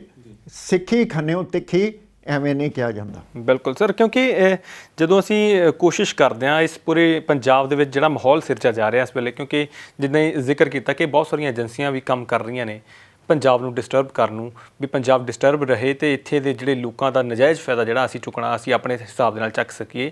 ਇਹ ਲੰਮੇ ਸਮੇਂ ਤੋਂ ਗੱਲਾਂ ਚੱਲਦੀਆਂ ਆ ਰਹੀਆਂ ਨੇ ਕਿ ਇਹਨਾਂ ਦਾ ਤੁਹਾਡੇ ਹਿਸਾਬ ਦੇ ਨਾਲ ਇਹ ਜਿਹੜਾ ਡੇਰਾਵਾਦ ਦੇ ਵਿੱਚ ਇਸ ਵਕਤ ਅਸੀਂ ਉਲਝ ਚੁੱਕੇ ਹੈਗੇ ਆ।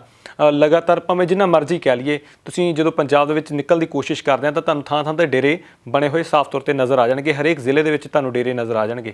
ਤਾਂ ਤੁਹਾਨੂੰ ਲੱਗਦਾ ਕਿ ਕਿਤੇ ਨਾ ਕਿਤੇ ਪੋਲੀਟੀਕਲ ਬੈਕ ਦੇ ਨਾਲ ਹੀ ਸਾਰਾ ਕੁਝ ਪਲਾਂਟ ਕੀਤਾ ਜਾ ਰਿਹਾ ਇਸ ਤਰੀਕੇ ਨਾਲ ਕਿ ਲੋਕਾਂ ਨੂੰ ਵੀ ਸਮਝ ਨਹੀਂ ਆ ਰਹੀ, ਲੋਕ ਸਮਝਦੇ ਹੋਏ ਵੀ ਨਾ ਸਮਝ ਹੋ ਰਹੇ ਨੇ? ਜਾਂ ਇਸ ਵੇਲੇ ਬੀਬੀ ਜਗੀਰ ਕੌਰ ਜੀ ਸ਼੍ਰੋਮਣੀ ਗੁਰਦੁਆਰਾ ਪ੍ਰਬੰਧਕ ਕਮੇਟੀ ਦੇ ਪ੍ਰਧਾਨ ਨੇ ਜੀ, ਬਾਈ ਕਰਸੀ ਅਕਾਲੀ ਦਲ, ਔਰ ਉਹਨਾਂ ਦਾ ਇਹ ਕਿਹਾ ਜਾਂਦਾ ਵੀ ਆਪਣਾ ਡੇਰਾ ਬੇਗੋਵਾਲ ਦੇ ਵਿੱਚ ਹੈ।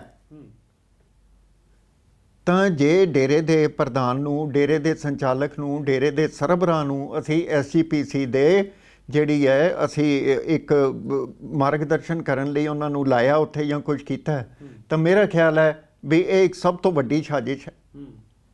SGPC ਨੂੰ ਵੀ ਕਨਵਰਟ ਕਰਨ ਦੀ ਕੋਸ਼ਿਸ਼ ਕੀਤੀ ਜਾ ਰਹੀ ਹੈ। ਚੀਫ ਖਾਲਸਾ ਦੀਵਾਨ ਦੇ ਉੱਤੇ ਉਹ ਲੋਕ ਬਿਠਾਏ ਜਾ ਰਹੇ ਨੇ। ਹਜ਼ੂਰ ਸਾਹਿਬ ਦਾ ਜਿਹੜਾ ਨੰਦੇੜ ਸਾਹਿਬ ਦਾ ਗੁਰਦੁਆਰਾ ਹੈ, ਉੱਥੇ ਦਾ ਜਿਹੜਾ ਬੋਰਡ ਹੈ, ਉਹਦੇ ਵਿੱਚ ਅਜਿਹੇ ਲੋਕ ਪਾਏ ਜਾ ਰਹੇ ਨੇ। ਇਹ ਕਿਹਦੀ ਸਾਜ਼ਿਸ਼ ਹੈ? ਇਹ ਏਜੰਸੀਆਂ ਦੀ ਸਾਜ਼ਿਸ਼ ਹੈ, RSS ਦੀ ਸਾਜ਼ਿਸ਼ ਹੈ। ਇਹ ਜਿਹੜੀ ਹੈ ਇਸ ਸਾਜ਼ਿਸ਼ ਨੂੰ ਜਿਹੜਾ ਡਾਰਕ ਡੇਜ਼ ਵਿੱਚ ਲਿਖਿਆ ਜਾਏਗਾ। ਸਿੱਖੀ ਤਾਂ ਮਰਨੀ ਕੋਈ ਨਹੀਂ। ਜੇ ਮਹਾਰਾਜਾ ਰਣਜੀਤ ਸਿੰਘ ਤੋਂ ਲੱਗ ਕੇ ਅੱਜ ਤੱਕ ਜਾਂ ਗੁਰੂ ਗੋਬਿੰਦ ਸਿੰਘ ਦੀ ਚਲਾਈ ਸਿੱਖੀ ਜਾਂ ਗੁਰੂ ਨਾਨਕ ਸਾਹਿਬ ਦੀ ਸਿੱਖੀ ਚਲਾਈ ਹੋਈ ਹੈ, ਅੱਜ ਵੀ ਚੱਲਦੀ ਹੈ, ਤਾਂ ਤੁਸੀਂ ਇਹ ਦੇਖੋ ਇਹ ਸਿੱਖੀ ਦੇਸ਼ ਵਿਦੇਸ਼ ਵਿੱਚ ਫੈਲੀ ਹੈ। ਦੇਸ਼ ਵਿਦੇਸ਼ ਵਿੱਚ ਸਿੱਖ ਬੈਠੇ ਨੇ ਇਸ ਵੇਲੇ।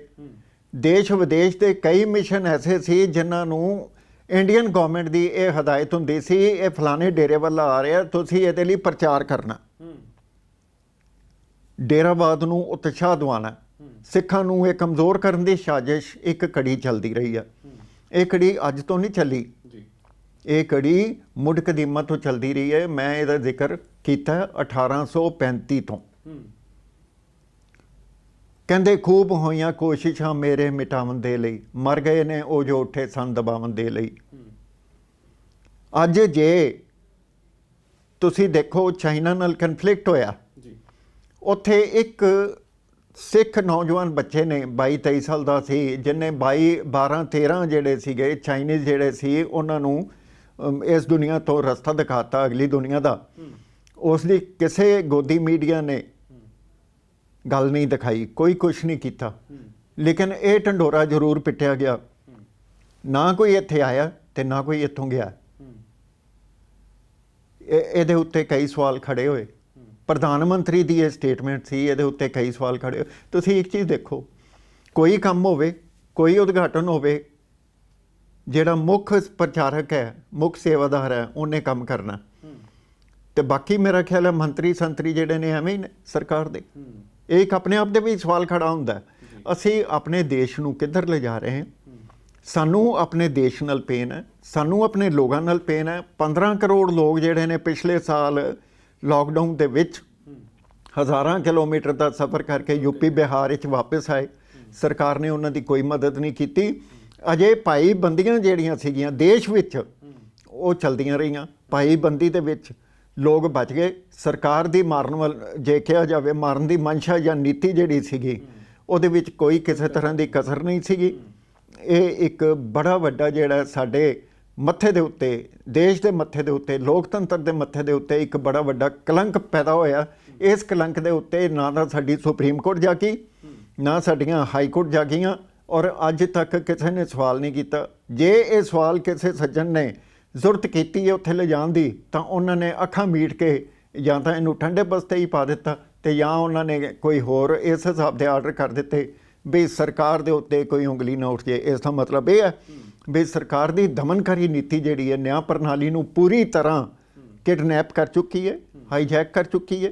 ਲੋਕ ਕਹਿੰਦੇ ਨੇ, ਮੈਂ ਨਹੀਂ ਕਹਿੰਦਾ। ਪੱਟੀ ਸਾਹਿਬ, ਬੜੀ ਹੈਰਾਨੀ ਹੈ ਇਸ ਗੱਲ ਦੀ ਕਿ ਜਦੋਂ ਲੋਕ ਨੰਗੇ ਪੈਰੀ ਜਾ ਰਹੇ ਸੀਗੇ, ਛਾਲੇ ਪੈਰਾਂ ਤੇ ਪੈ ਚੁੱਕੇ ਸੀ, ਬੱਚੇ ਗੋਦੀ 'ਚ ਚੱਕਿਆ ਸੀ, ਕਿਸੇ ਨੇ ਕੱਪੜਿਆਂ ਦੇ ਉੱਪਰ ਰੱਖਿਆ ਸੀ, ਜਾਂ ਕਿਸੇ ਨੇ ਆਪਣੀ ਟਰਾਲੀ ਜਿਹੜਾ ਬੈਗ ਸੀਗਾ ਉਹਦੇ ਉੱਪਰ ਉਹਨੂੰ ਬਿਠਾ ਕੇ ਲਿਜਾ ਰਹੇ ਸੀ, ਤਾਂ ਉਸ ਵੇਲੇ ਸਰਕਾਰ ਨਹੀਂ ਜਾਗੀ।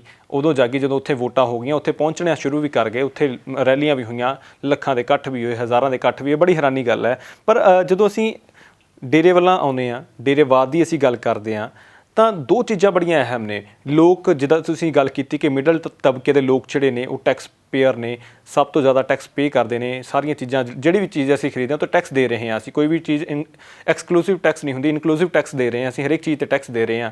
ਇੱਕ ਤਾਂ ਉਹ ਗੱਲ ਹੋ ਗਈ, ਉਤੋਂ ਸਾਡਾ ਕਿਸੇ ਨਾ ਕਿਸੇ ਤਰੀਕੇ ਪੈਸਾ ਸਰਕਾਰ ਤੱਕ ਜਾ ਰਿਹਾ। CGST ਲੈ ਲਈਏ, GST ਲੈ ਲਈਏ, ਜਿਹੜਾ ਸਟੇਟ ਦਾ ਦਿੰਦੇ ਹਾਂ, ਅਸੀਂ ਸੈਂਟਰ ਦਾ ਦਿੰਦੇ ਹਾਂ। ਦੂਜੇ ਪਾਸੇ ਅਸੀਂ ਗੱਲ ਕਰੀਏ, ਜਿਹੜੇ ਡੇਰੇ ਲਗਾਤਾਰ ਵੱਧ ਰਹੇ ਨੇ, ਡੇਰਿਆਂ ਦੇ ਵਿੱਚ ਲੱਖਾਂ ਕਰੋੜਾਂ ਦਾ ਜਿਹੜਾ ਕਿਤੇ ਨਾ ਕਿਤੇ ਅਸੀਂ ਕਹ ਲਈਏ ਭੇਟਾ ਚੜ੍ਹਦੀ ਹੈ, ਅਤੇ ਉਹਨਾਂ ਦਾ ਜਦੋਂ ਜ਼ਿਕਰ ਕਰਦੇ ਹਾਂ ਤਾਂ ਉਹ ਵੀ ਅਸੀਂ ਦੇਖਦੇ ਹਾਂ ਕਿਤੇ ਨਾ ਕਿਤੇ ਡੇਰੇ ਦੇ ਜਿਹੜੇ ਲੋਕ ਨੇ ਉਹਨਾਂ ਦੀ ਆਪਣੀ ਐਸ਼ ਪ੍ਰਸਤੀ ਲਈ ਵਰਤਿਆ ਜਾ ਰਿਹਾ। ਜੇ ਅਸੀਂ ਰਾਮ ਰਹੀਮ ਦੀ ਹੀ ਗੱਲ ਕਰ ਲਈਏ, 25 ਲੱਖ ਦਾ ਬੈੱਡ, ਇੰਨੇ ਲੱਖ ਦੀਆਂ ਗੱਡੀਆਂ, ਇੰਨੇ ਲੱਖ ਦਾ ਆਲੀਸ਼ਾਨ ਮਹਿਲ, ਇੰਨੇ ਲੱਖ ਦਾ ਰਹਿਣ ਦਾ ਥਾਂ, ਇੰਨੇ ਥਾਂ ਦਾ ਸਵੀਮਿੰਗ ਪੂਲ, ਇੰਨੇ ਕਰੋੜਾਂ ਦਾ ਫਲੈਟ ਲਏ ਹੋਏ ਨੇ ਮੁੰਬਈ ਦੇ ਵਿੱਚ, ਜਿੱਥੇ ਵੱਡੇ ਵੱਡੇ ਫਿਲਮੀ ਕਲਾਕਾਰ ਰਹਿੰਦੇ ਨੇ। ਤਾਂ ਇਹ ਲੋਕਾਂ ਦਾ ਪੈਸਾ ਵਰਤਿਆ ਕੌਣ, ਕਿਵੇਂ ਜਾ ਰਿਹਾ, ਵਰਤਿਆ ਕਿੱਥੇ ਜਾ ਰਿਹਾ? ਕੀ ਸਰਕਾਰਾਂ ਦੇ ਧਿਆਨ ਦੇ ਵਿੱਚ ਚੀਜ਼ਾਂ ਨਹੀਂ ਹੈਗੀਆਂ ਇਸ ਵੇਲੇ? ਇਹ ਗੱਲ ਆਮ ਜਨ ਸਮੂਹ ਦੇ ਧਿਆਨ ਵਿੱਚ ਹੋਣੀ ਜ਼ਰੂਰੀ ਹੈ। ਤੁਸੀਂ ਇਹ ਬਹੁਤ ਅੱਛਾ ਸਵਾਲ ਕੀਤਾ। ਮੈਂ ਤੁਹਾਨੂੰ ਇੱਕ ਛੋਟੀ ਜਿਹੀ ਗੱਲ ਦੱਸ ਦਿਆਂ। ਇੱਕ ਦਿਨ ਮੈਂ ਸੰਤ ਢੱਡਰੀਆਂ ਵਾਲੇ ਨੇ, ਰਣਜੀਤ ਸਿੰਘ ਢੱਡਰੀਆਂ ਵਾਲੇ, ਉਹਨਾਂ ਦੀ ਇੱਕ ਕੈਸੇਟ ਉਹਨਾਂ ਦੇ ਮੂੰਹੋਂ ਜ਼ੁਬਾਨੀ ਸੁਣ ਰਿਹਾ ਸਾਂ। ਮੇਰੇ ਕੋਲ ਕਰੋੜ ਕਰੋੜ ਰੁਪਏ ਵਾਲੀ ਗੱਡੀ ਹੈ, ਮੇਰੇ ਕੋਲ ਆ ਹੈ, ਮੇਰੇ ਕੋਲ ਉਹ ਹੈ, ਮੈਂ ਹਰ ਦੇਸ਼ ਵਿਦੇਸ਼ ਵਿੱਚ ਹਰ ਘਾਟ ਦਾ ਪਾਣੀ ਪੀਆ ਆ। ਇਹਦਾ ਕੀ ਮਤਲਬ ਹੈ? ਉਸ ਨੂੰ ਅੰਡਰਲਾਈਨ ਕਰੋ, ਹਰ ਘਾਟ ਦਾ ਪਾਣੀ ਪੀਆ ਆ। ਉਹ ਕਿਹੜੇ, ਉਹਨੇ ਜਿਹੜੀ ਹੈ ਸਮਾਜ ਲਈ ਸੇਵਾ ਕੀਤੀ ਹੈ, ਮਾਨਵਤਾ ਲਈ ਸੇਵਾ ਕੀਤੀ ਹੈ। ਜਿਹੜਾ ਇੱਕ ਸੋਮਾ ਸੀਗਾ ਸਿੱਖੀ ਦਾ, ਉਸ ਸੋਮੇ ਨੂੰ ਵਰਤ ਕੇ ਉਹ ਇਸ ਲੈਵਲ ਤੱਕ ਪਹੁੰਚਿਆ। ਜੇ ਰਣਜੀਤ ਸਿੰਘ ਢੱਡਰੀਆਂ ਵਾਲਿਆਂ ਨੇ ਇਹ ਗੱਲ ਕਹੀ ਹੈ, ਪਹਿਲੇ ਤੇ ਉਹਨਾਂ ਦੀ ਕਹਿਣੀ ਬਣਦੀ ਨਹੀਂ ਸੀ। ਜੇ ਉਹਨਾਂ ਨੇ ਕਹੀ ਹੈ ਤਾਂ ਮੇਰਾ ਖਿਆਲ ਉਹ ਖੁਸ਼ੀ ਵਿੱਚ ਉਬਲ ਗਏ ਨੇ ਜਾਂ ਉਛਲ ਗਏ ਨੇ, ਵੀ ਉਹ ਸਾਰੀ ਗੱਲ ਲੋਕਾਂ ਨੂੰ ਆਪੇ ਹੀ ਦੱਸ ਗਏ ਨੇ। ਜਿਹੜੀ ਲੋਕਾਂ ਨੇ ਦੱਸਣੀ ਜੀ ਜਾਂ ਸੋਸ਼ਲ ਮੀਡੀਆ ਨੇ ਦੱਸਣੀ ਸੀ, ਉਹਨਾਂ ਨੇ ਆਪੇ ਹੀ ਦੱਸ ਦਿੱਤੀ। ਇਹ ਇੱਕ ਐਸ਼ ਪ੍ਰਸਤੀ ਨਹੀਂ ਤੇ ਹੋਰ ਕੀ ਹੈ। ਜਿਹੜੀ ਗੱਲ ਤੁਸੀਂ ਕਹੀ ਹੈ, ਹਰ ਡੇਰੇ ਵਾਲਾ ਇਸ ਵੇਲੇ ਇੱਕੋ ਗੱਲ ਤੇ ਹੀ ਧਿਆਨ ਕੇਂਦਰਿਤ ਹੈ, ਮੈਂ ਕਿੰਨੀ ਜਾਇਦਾਦ ਬਣਾ ਲਈ, ਮੇਰੇ ਕਿਹੜੀ ਕਿਹੜੀ ਜਗ੍ਹਾ ਤੇ ਸੈਂਟਰ ਬਣ ਗਏ। ਉਹ ਸੈਂਟਰ ਨਹੀਂ, ਉਹ ਡੇਰੇ ਨਹੀਂ, ਉਹ ਲੁੱਟ ਖਸੁੱਟ ਦਾ ਇੱਕ ਕੇਂਦਰ ਬਿੰਦੂ ਬਣੇ ਨੇ। ਕਿਹਦੀ ਮਿਲੀ ਭੁਗਤ ਨਾਲ? ਸਾਡੀ ਭਾਰਤ ਸਰਕਾਰ ਦੀ ਮਿਲੀ ਭੁਗਤ ਨਾਲ, ਸਟੇਟ ਗਵਰਨਮੈਂਟ ਦੀ ਮਿਲੀ ਭੁਗਤ ਨਾਲ ਉਹ ਇੱਕ ਕੇਂਦਰ ਬਿੰਦੂ ਬਣੇ ਨੇ। ਕਿਉਂ ਬਣੇ ਨੇ? ਇਹਦੇ ਉੱਤੇ ਕੋਈ ਕਮਿਸ਼ਨ ਨਹੀਂ ਬੈਠਣਾ, ਕਿਸੇ ਸਰਕਾਰ ਨੇ ਨਹੀਂ ਬਾਣਾ ਕਮਿਸ਼ਨ। ਮੈਂ ਤੁਹਾਨੂੰ ਇੱਕ ਗੱਲ ਇੱਥੇ ਦੱਸਾਂਗਾ, ਕੋਈ ਵੀ ਇੱਕ ਛੋਟਾ ਮੋਟਾ ਸੰਤ ਹੈ ਜਾਂ ਸਾਧੂ ਹੈ ਜਾਂ ਕੁਛ ਹੈ, ਉਹ ਵੀ ਵਿਦੇਸ਼ ਯਾਤਰਾ ਨੂੰ ਇੱਦਾਂ ਤੁਰਿਆ ਫਿਰਦਾ ਜਿਵੇਂ ਇੱਥੋਂ ਚੰਡੀਗੜ੍ਹ ਤੋਂ ਮੋਰਿੰਡੇ ਜਾਈਦਾ। ਜੇ ਇਸ ਤਰ੍ਹਾਂ ਦਾ ਰੁਝਾਨ ਹੈ ਤਾਂ ਉੱਥੇ ਕਿਉਂ ਇਹੋ ਜਿਹਾ ਰੁਝਾਨ ਹੈ? ਅੱਜ ਉੱਥੇ ਹਾਲਾਤ ਇਹ ਨੇ ਵੀ ਹਰ ਬੰਦਾ ਧਰਮ ਨੂੰ ਜਿਹੜਾ ਐਕਸਪਲੋਇਟ ਕਰਕੇ ਆਪਣੀ ਅਯਾਸ਼ੀ ਵੱਲ ਜਾ ਰਿਹਾ।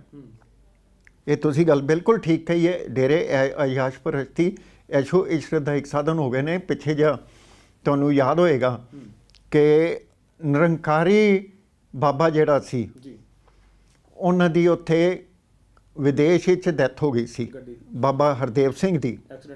ਐਕਸੀਡੈਂਟ ਹੋਇਆ ਸੀ। ਉਹ ਕਿਹੜੇ ਹਾਲਾਤ ਸਨ? ਉਦੋਂ ਥੋੜ੍ਹੀ ਜਿਹੀ ਖਬਰ ਆਈ। ਸਾਡੇ ਲੋਕ ਆਪਣੇ ਧਿਆਨ ਵਿੱਚ, ਮਿਡਲ ਕਲਾਸ ਇਸੇ ਗੱਲ 'ਤੇ ਜੁੜ ਜਾਂਦੀ ਹੈ ਵੀ ਅਸੀਂ ਆਪਣੀ ਰੋਟੀ ਕਮਾ ਲਈਏ, ਆਹ ਜਿਹੜਾ ਟੈਕਸਾਂ ਦਾ ਜਿਹੜਾ ਬੋਝ ਅੱਗੇ ਆ ਰਿਹਾ ਹੈ ਇਹਨੂੰ ਦੇ ਲਈਏ। ਇਮਾਨਦਾਰੀ ਮਿਡਲ ਕਲਾਸ ਦੀ। ਲੇਕਿਨ ਇਸ ਇਮਾਨਦਾਰੀ ਦੀ ਲੁੱਟ ਖਸੁੱਟ ਦੇ ਵਿੱਚ ਸਾਡੀਆਂ ਸਰਕਾਰਾਂ ਸ਼ਾਮਲ ਨੇ, ਡੇਰਾ ਦੇ ਮੁਖੀ ਸ਼ਾਮਲ ਨੇ, ਡੇਰਾ ਦੇ ਲੋਕ ਸ਼ਾਮਲ ਨੇ। ਇਹਨਾਂ ਨੇ ਦੇਸ਼ ਨੂੰ ਕੁਝ ਨਹੀਂ ਦਿੱਤਾ ਸਵਾਏ ਲੁੱਟ ਖਸੁੱਟ ਤੇ। ਤਾਂ ਲੱਗਦਾ ਕਿ ਸਰਕਾਰਾਂ ਮਿਲੀਆਂ ਹੋਈਆਂ ਨੇ, ਇਸੇ ਕਰਕੇ ਹੱਲ ਨਹੀਂ ਹੋ ਰਿਹਾ ਇਸ ਵੇਲੇ। ਸਭ ਤੋਂ ਵੱਡੀ ਗੱਲ ਤਾਂ ਇਹੀ ਹੋਗੀ ਨਾ ਫਿਰ, ਕਿ ਸਰਕਾਰਾਂ ਮਿਲੀਆਂ ਹੋਈਆਂ ਨੇ, ਸਰਕਾਰਾਂ ਚਾਹੁੰਦੀਆਂ ਨੇ ਕਿ ਡੇਰੇ ਬਣੇ ਰਹਿਣ, ਲੋਕੀ ਵੰਡੀਆਂ ਪਾਈ ਰੱਖੀਏ ਉਹਨਾਂ ਦੇ ਵਿੱਚ, ਤੇ ਲੋਕਾਂ ਨੂੰ ਜਦੋਂ ਸਾਨੂੰ ਲੋੜ ਪੈਂਦੀ ਹੈ ਅਸੀਂ ਡੇਰੇ ਨੂੰ ਆਪਣਾ ਸਮਰਥਨ ਲੈ ਕੇ ਵੋਟਾਂ ਲੈ ਲਈਏ, ਤਾਂ ਲੋਕਾਂ ਦਾ ਭਲਾ ਜਾਂ ਲੋਕਾਂ ਨੂੰ ਜਿਹੜੇ ਭਰੋਸੇ ਦਿੱਤੇ ਜਾਂਦੇ ਆ ਉਹ ਸਿਰਫ ਦਿਖਾਵਾ ਦਾ ਇੱਕ ਛਲਾਵਾ ਹੁੰਦਾ ਉਹਨਾਂ ਦੇ। ਤੁਸੀਂ ਇੱਕ ਚੀਜ਼ ਦੇਖੋ, ਬਰਗਾੜੀ ਕਾਂਡ ਇੱਕ ਛਲਾਵਾ ਸੀ। ਅਕਾਲੀ ਗਵਰਨਮੈਂਟ ਵੇਲੇ ਸ਼ੁਰੂ ਹੋਇਆ 2015 'ਚ। ਉਹਨਾਂ ਨੇ ਜ਼ੋਰਾ ਸਿੰਘ ਕਮਿਸ਼ਨ ਦੀ ਰਿਪੋਰਟ ਬਣਾਈ। ਉਹ ਰਿਪੋਰਟ ਨੂੰ ਲੈਣ ਲਈ, ਰਿਸੀਵ ਕਰਨ ਲਈ ਕੋਈ ਉੱਥੇ ਆਈ ਨਹੀਂ। ਉਹ ਵਿਚਾਰੇ ਕੋਰੀਡੋਰਸ ਵਿੱਚ ਸੀ। ਔਰ ਮੈਂ ਉਸ ਵੇਲੇ ਰਿਟ ਪਾਈ ਸੀ ਹਾਈ ਕੋਰਟ ਦੇ ਵਿੱਚ ਵੀ ਸਾਡੇ ਮਾਨਯੋਗ ਜੱਜਾਂ ਨੂੰ ਇਹ ਕਹਿਣਾ ਚਾਹੀਦਾ, ਹਾਈ ਕੋਰਟ ਨੂੰ ਇੱਕ ਗਾਈਡਲਾਈਨ ਨਿਰਧਾਰਿਤ ਕਰਨੀ ਚਾਹੀਦੀ ਹੈ ਵੀ ਜੇ ਇਸੇ ਤਰ੍ਹਾਂ ਦੀ ਸਾਡੇ ਮਾਨਯੋਗ ਜੱਜਾਂ ਦੀ ਇੱਜ਼ਤਮਾਨ ਹੋਣੀ ਹੈ ਜਿਹੜੀ ਪੰਜਾਬ ਸਰਕਾਰ ਨੇ ਹੁਣ ਕੀਤੀ ਹੈ ਜਸਟਿਸ ਜ਼ੋਰਾ ਸਿੰਘ ਕਮੇਟੀ ਨਾਲ, ਤਾਂ ਇਹੋ ਜਿਹੀਆਂ ਸਾਨੂੰ ਕਮਿਸ਼ਨ, ਮੈਂ ਜੱਜਾਂ ਨੂੰ ਹੱਥ ਬੰਨ੍ਹ ਕੇ ਬੇਨਤੀ ਕਰਦਾ ਵੀ ਇਹ ਕਮਿਸ਼ਨ ਨਾ ਲੈਣ। ਜੇ ਆਪਾਂ ਆਪਣੀ ਇਸੇ ਤਰ੍ਹਾਂ ਹੀ ਇੱਜ਼ਤ ਕਰਾਉਣੀ ਹੈ। ਫਿਰ ਜਿਹੜਾ 2017 'ਚ ਕੈਪਟਨ ਗਵਰਨਮੈਂਟ ਆ ਗਈ, ਉਹਨਾਂ ਨੇ ਜਸਟਿਸ ਰਣਜੀਤ ਸਿੰਘ ਕਮਿਸ਼ਨ ਬਣਾਤਾ। ਉਹਦਾ ਕੀ ਅਸਰ ਹੋਇਆ ਉਹ ਵੀ ਤੁਹਾਡੇ ਸਾਹਮਣੇ ਹੈ। ਜੇ ਅਸੀਂ ਇਹ ਦੇਖਿਆ ਜਾਏ 1984 ਦੀ ਨਸਲਕੁਸ਼ੀ ਸੀ ਜਿਹੜੀ, ਉਹ ਕੀ ਸੀ, ਉਹਦੇ ਉੱਤੇ ਕਿੰਨੀਆਂ ਕਮੇਟੀਆਂ ਤੇ ਕਮਿਸ਼ਨ ਬਣੇ, ਜ਼ਿਆਦਾ ਨਹੀਂ ਤੇ 13 ਤੋਂ ਵੱਧ। ਤੇ ਉਹਨਾਂ ਕਮਿਸ਼ਨਾਂ ਦਾ ਜਾਂ ਉਹਨਾਂ ਰਿਪੋਰਟਾਂ ਦਾ ਕੀ ਅਸਰ ਹੋਇਆ? ਅੱਜ ਤੱਕ ਜਿਹੜੇ ਦੋਸ਼ੀ ਨੇ ਉਹ ਤੁਰੇ ਫਿਰਦੇ ਨੇ। ਅੱਜ ਤੱਕ ਜਿਹੜੇ ਦੋਸ਼ੀ ਨੇ ਉਹ ਕਿਸ ਹਿਸਾਬ ਨਾਲ ਉਡਾਰੀਆਂ ਮਾਰ ਰਹੇ ਨੇ, ਇਹ ਸਾਰਿਆਂ ਦੇ ਸਾਹਮਣੇ ਹੈ। ਇਹ ਇੱਕ ਆਪਣੇ ਆਪ ਦੇ ਵਿੱਚ ਇੱਕ ਬੜਾ ਵੱਡਾ ਸਵਾਲ ਹੈ। ਮੈਂ ਇੱਥੇ ਇਹ ਕਹਿਣਾ ਚਾਹਾਂਗਾ, ਮਿਡਲ ਕਲਾਸ ਨੂੰ ਤੁਸੀਂ ਆਪਣਾ ਫਿਊਚਰ ਦੇਖੋ। ਡੇਰਿਆਂ ਨੇ ਤੁਹਾਨੂੰ ਕੁਛ ਨਹੀਂ ਦੇਣਾ। ਤੁਸੀਂ ਇੱਕ ਚੀਜ਼ ਦੇਖੋ, ਭਗਵਾਨ ਰਾਮ ਵਕਤ ਦੇ ਰਾਜਾ ਸੀ, ਉਹਨਾਂ ਕੋਲ ਸਭ ਕੁਝ ਸੀ, ਲੇਕਿਨ ਅੱਜ ਉਹਨਾਂ ਦੀ ਕਿਤੇ ਵੀ ਜਾਇਦਾਦ ਦਿਖਾ ਦਿਓ ਵੀ ਆ ਇੱਥੇ ਪਈ ਆ। ਗੁਰੂ ਨਾਨਕ ਸਾਹਿਬ ਤੋਂ ਲੱਗ ਕੇ ਗੁਰੂ ਗੋਬਿੰਦ ਸਿੰਘ ਤੱਕ, ਬੰਦਾ ਬਹਾਦਰ, ਸਿੱਖ ਜਰਨੈਲ ਜਾਂ ਹੋਰ ਇਸ ਤਰ੍ਹਾਂ ਦੇ ਕਈ ਜਰਨੈਲ ਸੀ ਜਿਨ੍ਹਾਂ ਨੇ ਕੋਈ ਜਾਇਦਾਦ ਨਹੀਂ ਬਣਾਈ। ਡੇਰੇ ਵਾਲੇ ਜਿਹੜੇ ਨੇ ਆਪਣੀ ਜਾਇਦਾਦ ਵਧਾਉਣ ਵੱਲ ਕਿਉਂ ਤੁਰਦੇ ਨੇ? ਔਰ ਉਹ ਜਾਇਦਾਦ ਜਿਹੜੀ ਹੈ ਦਬੇ ਕੁਚਲੇ ਮਿਡਲ ਕਲਾਸ ਦੇ ਲੋਕਾਂ ਦੀ ਖੋਈ ਜਾਂਦੀ ਆ। ਜਿਵੇਂ ਤੁਸੀਂ ਹੁਣੇ ਜ਼ਿਕਰ ਕੀਤਾ, ਜਿਹੜਾ ਰਾਧਾ ਸਵਾਮੀ ਬਿਆਸ ਦਾ ਡੇਰਾ, 20-25 ਪਿੰਡਾਂ ਦੇ ਲੋਕਾਂ ਨੇ ਉਹਨਾਂ 'ਤੇ ਕੇਸ ਕੀਤਾ ਹੋਇਆ। ਜੇ ਰਾਧਾ ਸਵਾਮੀ ਡੇਰੇ ਦਾ ਯੋਗਦਾਨ ਦੇਖਿਆ ਜਾਏ, ਉਸ ਯੋਗਦਾਨ ਨੂੰ ਦੇਖਦੇ ਹੋਏ ਇਹ ਕਿਹਾ ਜਾਣਾ ਚਾਹੀਦਾ ਹੈ ਵੀ ਇਹ ਜਿਹੜੀ ਜਾਇਦਾਦ ਹੈ ਲੋਕਾਂ ਦੇ ਪੈਸੇ ਨਾਲ ਬਣੀ ਹੈ, ਲੋਕਾਂ ਦੇ ਭਲੇ ਲਈ ਵਰਤੀ ਜਾਵੇ। ਇਟ ਇਜ਼ ਫੋਰਫੀਟਡ ਟੂ ਲੋਕ ਸ਼ਕਤੀ। ਸਰਕਾਰ ਨੂੰ ਨਹੀਂ ਮਿਲੇਗੀ ਇਹ ਜਾਇਦਾਦ, ਲੋਕਾਂ ਲਈ ਜਾਏਗੀ, ਲੋਕਾਂ ਦੇ ਭਲੇ ਲਈ ਹੋਏਗੀ। ਇਸੇ ਤਰ੍ਹਾਂ ਦੇ ਇਹ ਪਲੈਨਿੰਗ ਬਣੇ, ਪਰ ਬਣਾਉਣੀ ਕਿਸੇ ਨੇ ਨਹੀਂ, ਕਿਉਂਕਿ ਸਰਕਾਰ ਤਾਂ ਚਾਹੁੰਦੀ ਹੈ ਕਿ ਸਾਨੂੰ ਲਾਹਾ ਮਿਲੇ। ਸਰਕਾਰ ਇਹ ਚਾਹੁੰਦੀ ਹੈ ਕਿ ਇਹ ਲੁੱਟ ਖਸੁੱਟ ਚੱਲਦੀ ਰਹੇ, ਸਾਡੀ ਠੱਗੀ ਠੋਰੀ ਚੱਲਦੀ ਰਹੇ ਤੇ ਗੱਲਾਂ ਚੱਲਦੀਆਂ ਰਹਿਣ। ਇਮਾਨਦਾਰ ਬੰਦੇ ਨੂੰ ਜੀਣ ਲਈ ਬੜੇ ਵੱਡੇ ਜਿਹੜੇ ਜਿਗਰੇ ਰੱਖਣੇ ਪੈਂਦੇ ਨੇ ਤੇ ਉਹਨੂੰ ਬੜੇ ਆਪਣੇ ਹੱਕ ਤੇ ਸ਼ੋਭੇ ਜਿਹੜੇ ਨੇ ਗਵਾਣੇ ਪੈਂਦੇ ਨੇ ਇਸ ਤੰਤਰ ਦੇ ਵਿੱਚ। ਪੱਟੀ ਸਾਹਿਬ, ਮੈਨੂੰ ਅਖੀਰ ਤੇ ਉਹ ਗੱਲ ਯਾਦ ਆ ਗਈ, ਕਈ ਵੇਲੇ ਜਿਹੜੀਆਂ ਅਸੀਂ ਰੀਲ ਜਾਣੀ ਕਿ ਰੀਲ ਲਾਈਫ ਦੇਖਦੇ ਹਾਂ, ਜਾਣੀ ਕਿ ਟੀਵੀ ਤੇ ਇੱਕ ਪਰਦੇ ਤੇ ਇੱਕ ਜ਼ਿੰਦਗੀ ਦੇਖਦੇ ਹਾਂ ਜਿਹੜੀ ਆਮ ਜ਼ਿੰਦਗੀ ਤੋਂ ਵੱਖਰੀ ਹੁੰਦੀ ਹੈ, ਪਰ ਉਹਦੇ ਵਿੱਚ ਵੀ ਕਈ ਵੇਲੇ ਇੱਦਾਂ ਦੀਆਂ ਗੱਲਾਂ ਕਹਿ ਦਿੱਤੀਆਂ ਜਾਂਦੀਆਂ ਜਿਹੜੀਆਂ ਬੜੀਆਂ ਢੁਕਵੀਆਂ ਹੁੰਦੀਆਂ ਨੇ। ਸਾਫ਼ ਤੌਰ ਤੇ ਪਿਛਲੇ ਦਿਨਾਂ ਦੇ ਵਿੱਚ ਕੁਝ ਫਿਲਮਾਂ ਆਈਆਂ ਸੀ, ਉਹਨਾਂ ਦੇ ਵਿੱਚ ਵੀ ਇੱਕ ਗੱਲ ਦਾ ਜ਼ਿਕਰ ਸੀਗਾ ਕਿ ਸਿੱਧੇ ਤੌਰ ਤੇ ਵੀ ਜਿਹੜਾ ਭ੍ਰਿਸ਼ਟਾਚਾਰ ਆ ਉਹਨੂੰ ਰੋਕਣ ਦੇ ਲਈ ਸਰਕਾਰ ਨਹੀਂ, ਸਰਕਾਰ ਬਣੀ ਇਸੇ ਲਈ ਹੈ ਕਿ ਭ੍ਰਿਸ਼ਟਾਚਾਰ ਕੀਤਾ ਜਾਵੇ। ਤੁਹਾਨੂੰ ਵੀ ਲੱਗਦਾ ਕਿ ਇਹੀ ਹਾਲਾਤ ਨੇ ਇਸ ਵੇਲੇ ਸਾਡੇ ਦੇਸ਼ ਦੇ? ਬਿਲਕੁਲ ਠੀਕ ਹੈ। 1930 ਵਿੱਚ Winston Churchill, the then British prime minister of India, while speaking in Albert Hall in London on topic ਕੀ ਸੀ, ਇੰਡੀਪੈਂਡੈਂਸ ਆਫ ਇੰਡੀਆ, ਉਹਨੇ ਕਿਹਾ ਸੀ ਅਸੀਂ ਉਹਨਾਂ ਬਦਮਾਸ਼ਾਂ ਦੇ ਹੱਥ ਵਿੱਚ ਇਹ ਰਾਜ ਦੇ ਰਹੇ ਹਾਂ ਜਿਹੜੇ ਆਮ ਉੱਥੋਂ ਦੇ ਲੋਕਾਂ ਦੀ ਲੁੱਟ ਖਸੁੱਟ ਕਰਦੇ ਰਹਿਣਗੇ ਔਰ ਇਹਨਾਂ ਨੂੰ ਪੱਥਰ ਯੁੱਗ ਦੇ ਵਿੱਚ ਲੈ ਜਾਣਗੇ। ਅੱਜ ਤੁਹਾਡੇ ਸਾਹਮਣੇ ਅਸੀਂ ਕਿੱਥੇ, ਦੇਸ਼ ਦੇ ਲੋਕ ਕਿੱਥੇ ਜਾ ਰਹੇ ਹਾਂ। ਵਿਦੇਸ਼ ਦੇ ਲੋਕ, ਇੱਕ ਛੋਟੀ ਜਿਹੀ ਗੱਲ ਹੈ, ਸਿੰਗਾਪੁਰ 1982 'ਚ ਉੱਥੇ ਕ੍ਰਾਂਤੀ ਹੋਈ ਸੀ, ਅੱਜ ਉਹ ਕਿੱਥੇ ਹੈ? ਬੰਗਲਾਦੇਸ਼ ਸਾਡਾ ਗੁਆਂਢੀ ਰਾਜ ਹੈ, ਉਹਦੀ ਜਿਹੜੀ ਹੈ 27% ਹਰ ਨਾਗਰਿਕ ਦੀ ਉਹਦੀ ਇਨਕਮ ਵਧੀ ਹੈ, ਤੇ ਸਾਡੇ ਮੋਦੀ ਸਾਹਿਬ ਨੇ ਜਿਹੜਾ -8 DGP ਕਰ ਦਿੱਤੀ ਹੈ। ਕਿੱਡਾ ਵੱਡਾ ਇੱਕ ਉਹਨਾਂ ਨੇ ਕੰਮ ਕੀਤਾ। ਜੇ ਇਹ ਕਿਹਾ ਜਾਏ ਵੀ ਕਦੋਂ ਵੀ ਤੀਰ ਵੱਜ ਗਿਆ ਤਾਂ ਕੋਈ ਗਲਤ ਗੱਲ ਨਹੀਂ। ਕਈ ਦੇਸ਼ 1960 ਚ ਆਜ਼ਾਦ ਹੋਏ ਨੇ, ਕਈ 82 ਚ ਆਜ਼ਾਦ ਹੋਏ ਨੇ, ਜਾਣੀ ਕਿ ਸਾਡੇ ਤੋਂ ਕਈ ਸਾਲ ਬਾਅਦ ਆਜ਼ਾਦ ਹੋਏ ਨੇ, ਤੇ ਉਹ ਵੀ ਸਾਡੇ ਤੋਂ ਅੱਜ ਅੱਗੇ ਨੇ। ਤੇ ਸਾਨੂੰ ਸੋਚ ਲੈਣਾ ਚਾਹੀਦਾ ਕਿ ਸਾਡੀਆਂ ਸਰਕਾਰਾਂ ਕੀ ਕਰ ਰਹੀਆਂ। ਸਾਡੀਆਂ ਸਰਕਾਰਾਂ ਔਰ ਇਹਨਾਂ ਸਰਕਾਰਾਂ ਦੀ ਜਵਾਬਦੇਹੀ ਲੋਕ ਅਦਾਲਤ ਦੇ ਵਿੱਚ ਪੇਸ਼ ਹੋਣੀ ਚਾਹੀਦੀ ਹੈ, ਲੋਕਾਂ ਦੀ ਕਚਹਿਰੀ ਵਿੱਚ। ਸਾਡੇ ਲੋਕ ਜਿਹੜੇ ਨੇ ਕੁਝ ਟੁਕੜਿਆਂ ਵਾਸਤੇ, ਚੰਦ ਟੁਕੜਿਆਂ ਵਾਸਤੇ, ਚੰਦ ਸ਼ਰਾਬ ਦੀਆਂ ਬੋਤਲਾਂ ਵਾਸਤੇ ਜਿਹੜੀ ਵੋਟ ਹੈ ਉਹ ਆਪਣੀ ਖਰਾਬ ਨਾ ਕਰਨ। ਉਹ ਤੁਹਾਡੇ ਕੋਲ 2 ਮਹੀਨੇ 3 ਮਹੀਨੇ ਆ ਕੇ ਤੁਹਾਨੂੰ ਇਦਾਂ ਦਾ ਪਿਆਰ ਦਿਖਾ ਕੇ 5 ਸਾਲ ਫਿਰ ਤੁਹਾਡੀ ਲੁੱਟ ਖਸੁੱਟ ਕਰਦੇ ਨੇ। ਮੈਂ ਆਪਣੇ ਦੇਸ਼ ਦੇ ਲੋਕਾਂ ਨੂੰ, ਵੋਟਰਾਂ ਨੂੰ ਇਹ ਗੱਲ ਹੱਥ ਜੋੜ ਕੇ ਕਹਿਣਾ ਵੀ ਇਹੋ ਜਿਹੀ ਲੁੱਟ ਖਸੁੱਟ ਤੋਂ ਬਚਣ ਦਾ ਹਰ ਹੀਲਾ ਵਸੀਲਾ ਕਰੋ। ਦੇਖੋ, ਇੱਕ MLA ਜਾਂ MP ਦੀ ਜਿਹੜਾ ਬੰਦਾ ਇਲੈਕਸ਼ਨ ਲੜਦਾ ਜਾਂ ਸਰਪੰਚ ਦੀ ਇਲੈਕਸ਼ਨ ਲੜਦਾ, ਉਸ ਨੂੰ ਜਦੋਂ ਲੋਕਾਂ ਵਿੱਚ ਜਾਂਦਾ ਕੋਈ ਖਤਰਾ ਨਹੀਂ, ਜਦੋਂ ਉਹ ਬਣ ਜਾਂਦਾ ਤੇ ਉਦੋਂ ਉਹਨੂੰ ਖਤਰਾ ਹੋ ਜਾਂਦਾ, ਆਪਣੇ ਲੋਕਾਂ ਤੋਂ ਖਤਰਾ ਹੋ ਜਾਂਦਾ।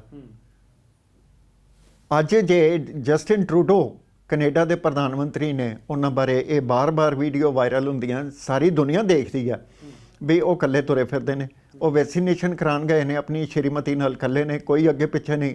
ਇੱਥੇ ਇੱਕ ਛੋਟਾ ਜਿਹਾ ਸਰਪੰਚ ਹੁੰਦਾ, ਉਹਦੇ ਨਾਲ ਵੀ 10 ਜਿਹੜੇ ਹੁੰਦੇ ਨੇ ਬਾਡੀਗਾਰਡ ਹੁੰਦੇ ਨੇ।